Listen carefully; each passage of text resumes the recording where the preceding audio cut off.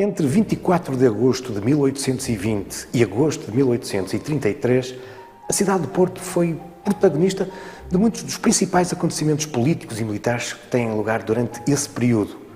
Um momento crucial para a história de Portugal contemporâneo, aquele que levará à implantação do regime liberal no nosso país. Entre as principais figuras protagonistas desses acontecimentos, encontra-se o rei Dom Pedro IV, que está imortalizado bem no centro da cidade, no seu coração, através desta estátua, aqui, na Praça da Liberdade.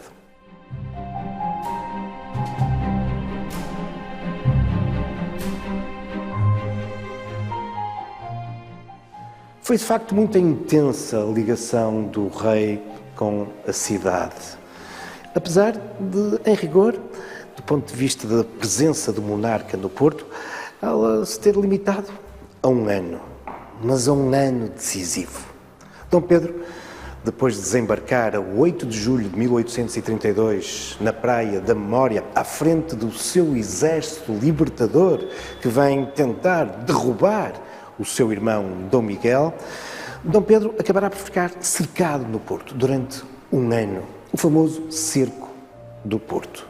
Aqui o monarca irá permanecer até julho do ano seguinte, quando os liberais, na sequência de uma segunda frente, conseguem tomar Lisboa e, assim, marcar o definitivo fim do absolutismo no nosso país. Mas aquele ano em que Dom Pedro permanece no Porto, cercado, este vai desenvolver uma forte ligação ao Porto e à cidade em relação ao monarca. Não nos podemos esquecer que será depois Dom Pedro que irá batizar o Porto devido à sua resistência como a cidade invicta. Será no Porto que Dom Pedro irá, e isso tal será concretizado, depositar o seu coração após o seu falecimento.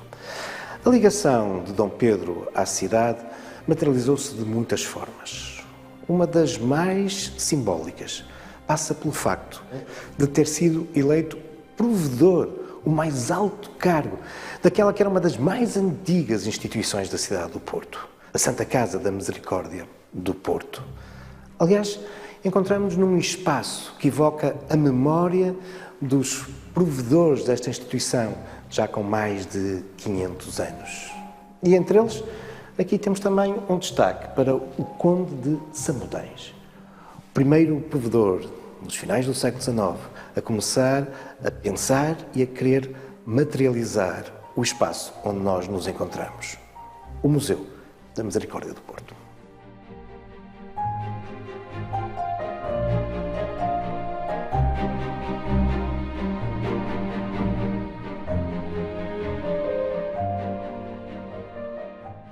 É na Rua das Flores, no histórico edifício sede da Misericórdia do Porto, que nós encontramos hoje este espaço privilegiado da memória, não só da instituição, mas da própria cidade. Estamos a falar, com efeito, de uma instituição com mais de 500 anos e que, ao longo dos séculos, tem marcado, de muitas formas, a história do Porto. E encontramos naquela que é a sala que abriga aquela que é talvez a sua obra mais famosa, porque tratando-se de um museu de história, de memória, de arte sacra, ela apresenta-nos também muitas outras valências. E, do ponto de vista da história da arte, esta é uma pintura de referência no nosso país, a Fons Vitae, pintada provavelmente entre 1515 e 1517 na Flandres. E aqui vemos representado o rei Dom Manuel I, a rainha,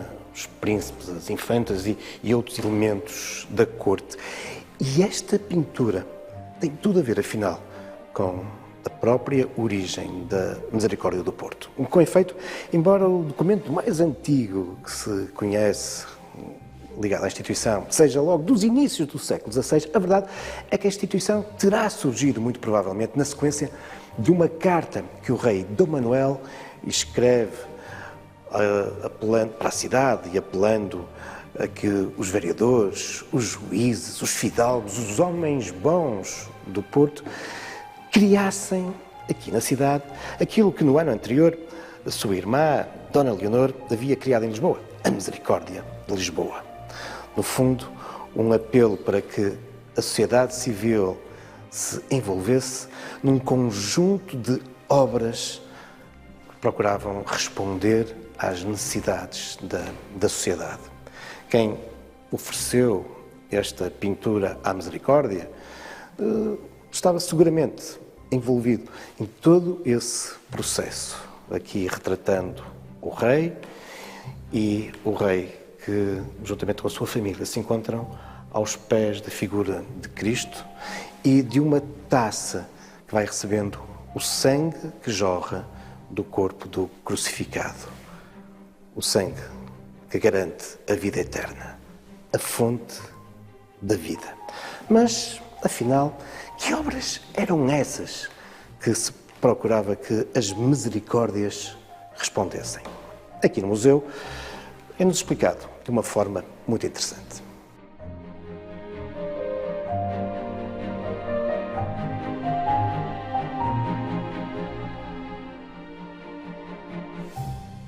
Os objetivos das misericórdias, a sua missão, desde muito cedo que se estrutura em torno de 14 grandes objetivos, as obras da misericórdia.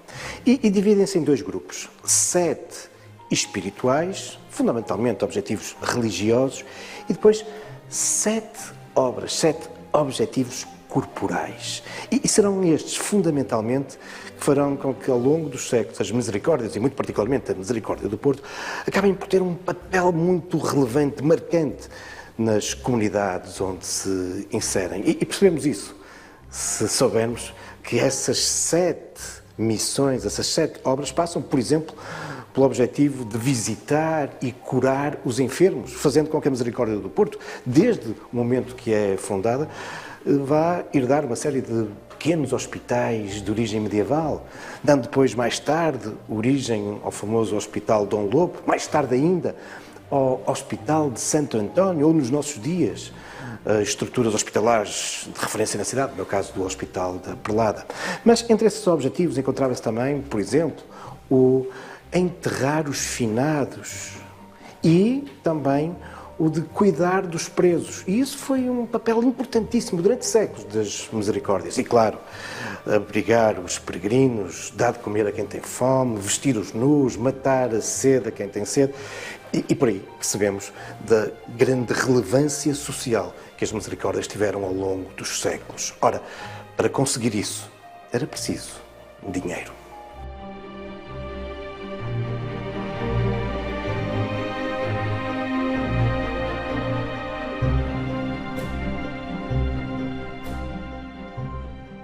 Para reunir as não raras vezes avultadas verbas que necessitava para conseguir concretizar estas obras, estes objetivos, ao longo dos tempos, a Misericórdia contou com um grande número de doações, dádivas, oriundas de um grande conjunto de doadores, de beneméritos.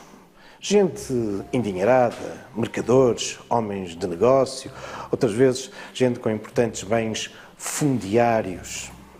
Alguns eram famosos, outros, de algum modo, asseguraram a sua imortalidade graças a estas doações. Até porque, quando elas eram avultadas, a Misericórdia fazia questão de mandar pintar os seus retratos como uma forma de homenagem. Mas, para lá de todos estes, e que se encontram aqui expostos na galeria dos benfeitores no museu, ao longo da história, a Misericórdia contou também sempre com o contributo de um grande número de modestos e anónimos cidadãos da cidade e da região, que por vezes deixavam nas suas heranças apenas as alianças ou pequenos objetos de ourivesaria. Mas foi com o esforço de toda a comunidade que, ao longo de todos estes séculos, a Misericórdia foi desenvolvendo as suas obras, nos bons, mas também nos maus momentos. E houve muitos, nomeadamente quando estávamos em presença de períodos de grande conflitualidade política, militar. Foi o que aconteceu, por exemplo, na primeira metade do século XIX.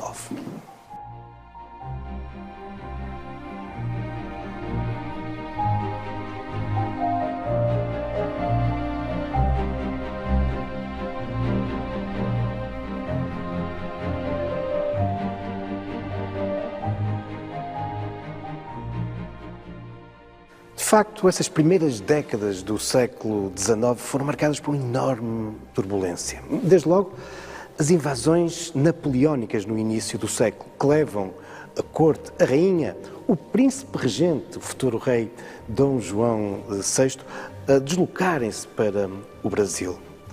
Às guerras peninsulares contra os franceses, vai-se suceder depois um claro domínio dos ingleses que nos tinham vindo a auxiliar, a expulsar as tropas de Napoleão, mas que agora passam a dominar de várias formas o nosso país, do ponto de vista político, económico, militar.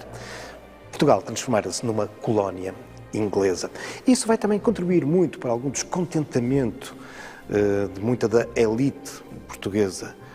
Não só porque a corte se encontrava longe no Brasil, mas também porque esta presença inglesa, enfim, acabava por condicionar muito do desenvolvimento económico do nosso país, ao mesmo tempo que proliferavam novas ideias. O século anterior, o século XVIII, tinha sido marcado pela Revolução Americana, pela Revolução Francesa, por novas ideias, novos ideais, grandes pensadores sociais, a difusão do conhecimento científico através, por exemplo, da famosa enciclopédia. Tudo isso vinha fazendo com que estas novas ideias de um regime em que o rei representava todo o povo, mas que tinha que cumprir e fazer cumprir um documento, a Constituição, terminando assim com essa visão que duraram nos últimos séculos de um rei com o poder absoluto, com o absolutismo. Bom, estas novas ideias também chegam a Portugal. E tudo isto é o caldo que fará explotar, na manhã de 24 de agosto de 1820, aqui no Porto, a Revolução Liberal. Mas o período de conflitualidade vai permanecer. Até porque esta Revolução de 1820 vai dar origem a uma Constituição, a de 1822, para a época muito desenvolvida, muito pioneira em vários aspectos, das mais modernas da Europa, fazendo com que muitos setores, mesmo liberais, mais conservadores, acabem por não se rever nessa Constituição. Um dos filhos de Dom João VI, Dom Miguel, acabará mesmo em 1823 por se revoltar contra o regime liberal e tentar de novo implantar o absolutismo. Foi o famoso golpe da Vila Francada. Tentará no ano seguinte, num golpe que ficará conhecido como a Abrilada, que o leva para o exílio. Entretanto, em 1826, Dom João VI morre e ao trono sobe o seu filho, Dom Pedro IV, que poucos dias depois abdica da coroa portuguesa, porque ele era, afinal, um dos principais envolvidos no processo que levará à independência do Brasil. Ele é o primeiro imperador do Brasil e, por isso, ele deixa a coroa à sua filha, Dona Maria, a futura Dona Maria II. E, enquanto a jovem não tivesse idade para reinar, é necessário escolher um regente. E, talvez de um modo um pouco surpreendente, Dom Pedro escolhe para regente o seu irmão, Dom Miguel, que estava no exílio, devido às suas ideias absolutistas, mas prometendo a Dom Pedro que mantém a Constituição, as cortes eleitas, Dom Miguel regressa, mas de imediato se vai proclamar como rei absoluto. De novo, o absolutismo estava instaurado no nosso país. E por isso, esta conflitualidade irá permanecer, envolvendo toda a sociedade, também a própria Misericórdia do Porto. Em 1828, há uma grande revolta contra Dom Miguel. Em 1832-33, o Porto será o cerne de toda esta confrontação durante o cerco do Porto. São períodos difíceis e que marcam também a história desta instituição.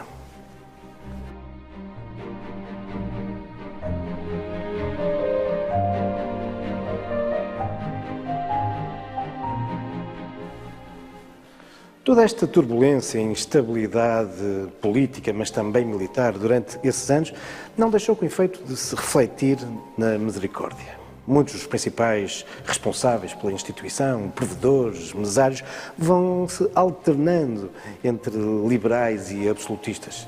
Independentemente disso, os benfeitores continuavam a deixar as suas verbas à instituição.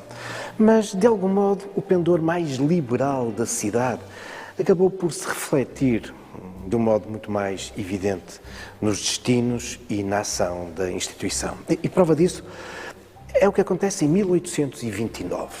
No ano anterior, tinha havido uma tentativa dos liberais de derrubar Dom Miguel, a famosa revolta da Belfastada, que teve origem na cidade do Porto. Uma revolta que vai correr muito mal aos liberais, obrigando muitos a partirem precipitadamente para o exílio. Alguns irão permanecer no nosso território, acabarão por ser presos, julgados, condenados à morte e executados já nos inícios de 1829.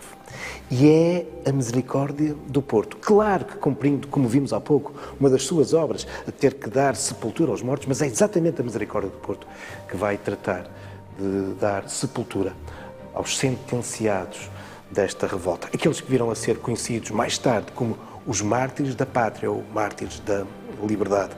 É a misericórdia que os vai sepultar junto ao Hospital de Santo António. 7 anos depois, já após o definitivo triunfo dos liberais, os seus corpos serão trasladados para aqui, para a Igreja da Misericórdia. E mais tarde, já depois da criação dos cemitérios públicos, naquele que é o seu cemitério privativo, no Prado de Repouso, a Misericórdia irá mesmo criar um mausoléu, um monumento para guardar os restos mortais dos mártires da liberdade.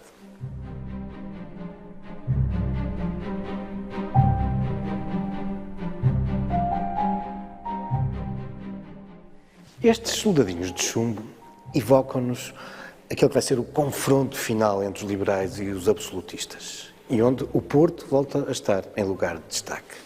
Com efeito, temos aqui o confronto entre as tropas de Dom Miguel e o exército libertador de Dom Pedro. Com efeito, Dom Pedro abdica uma vez mais de uma coroa, agora da brasileira.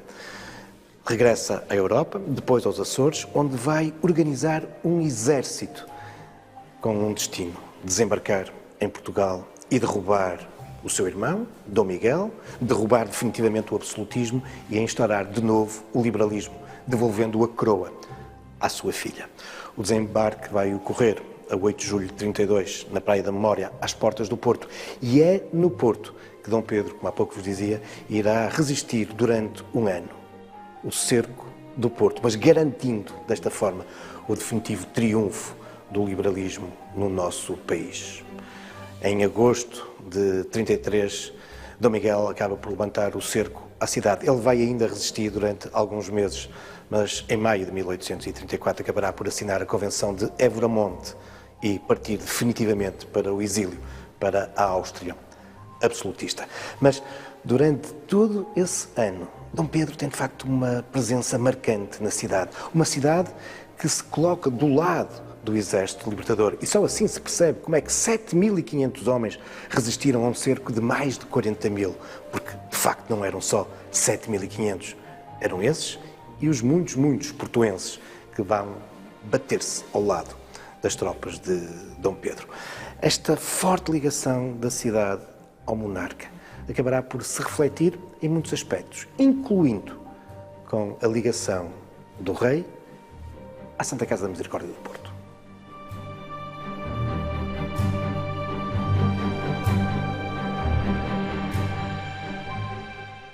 Este quadro, este retrato de Dom Pedro IV, marca bem esta ligação da misericórdia ao monarca. Aliás, foi mandado pintar pela instituição, indicando-o aqui como um ex-provedor desta Santa Casa. Com efeito, em pleno cerco do Porto, já em 1833, a misericórdia elege o rei como o seu provedor.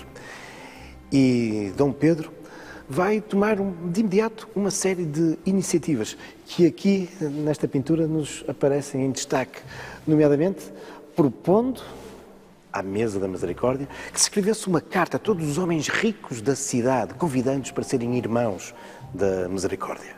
A instituição via-se a braços com graves dificuldades financeiras, ao mesmo tempo que tinha toda uma série de problemas decorrentes do cerco, dos bombardeamentos, dos feridos, da necessidade de dar sepultura aos mortos. Dom Pedro está preocupado com esses, mas também, de facto, com os vivos. E, por exemplo, aqui neste documento se vê também a sua preocupação em criar uma pauta para as dietas que eram ministradas no hospital. Em julho de 33, Dom Pedro parte para Lisboa, mas a Misericórdia quer manter o monarca como seu responsável. Na prática, é o escrivão que agora está à frente dos destinos da instituição, mas pela primeira e única vez em mais de 500 anos na história da Misericórdia, Dom Pedro vê-se com o título de provedor nato. Ficaria como provedor, não fosse, nesse ano de 1834, um ano depois do cerco do Porto, a morte vir ao seu encontro.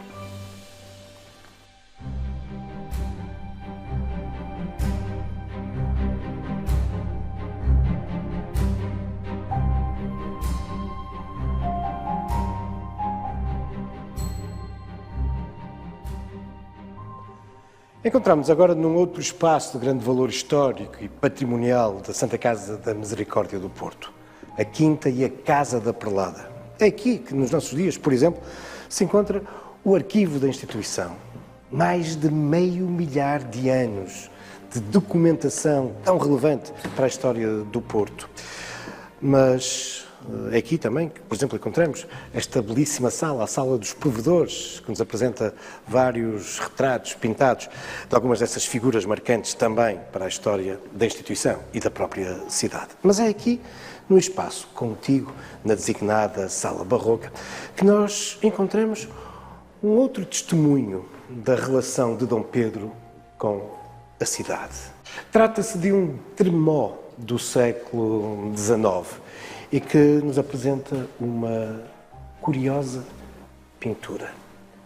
Aqui podemos ver um retrato de Dom Pedro, mas também podemos ver uma figura completamente enlutada, totalmente coberta por um véu negro e que segura as armas, o brasão da cidade do Porto. Lá ao fundo está a Serra do Pilar, o Rio Douro. Afinal, esta é uma representação do luto da própria cidade pela morte de Dom Pedro.